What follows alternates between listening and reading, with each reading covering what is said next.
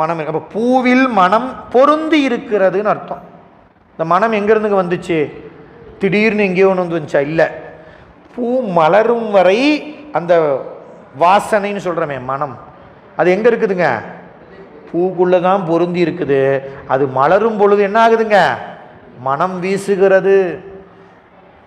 அதுபோல நம்ம மனசு இதயங்கிற பூவு, அந்த பூவு மலர்ற வரலையும் மனம்ங்கிற சிவம் எங்கே இருக்குது?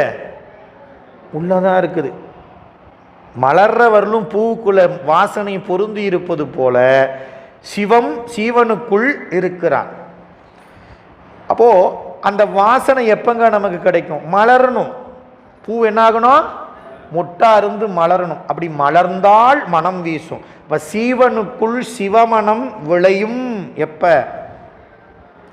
மலரும் பொழுது. மலர்தல்னா எப்பங்க? தியானம், யோகம்.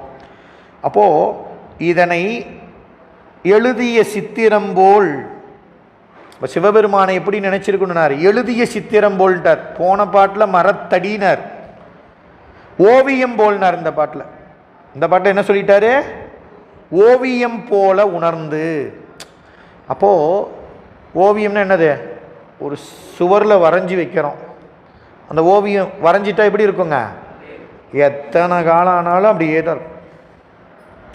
அது அசையாமல் இருப்பதுன்னு அர்த்தம்.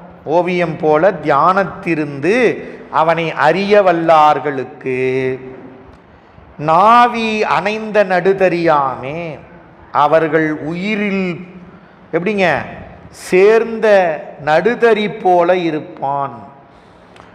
நடுதறி நாவி அணைந்த நடுதறி ஆமே.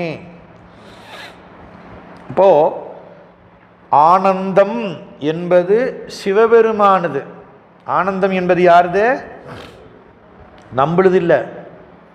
ஆனந்தம் என்பது சிவபெருமானுடையது. அந்த சிவபெருமான் அவருடைய ஆனந்தத்தை அவனை பொருந்தி இருக்கக்கூடிய ஆன்மாவிற்கு தருகிறான்.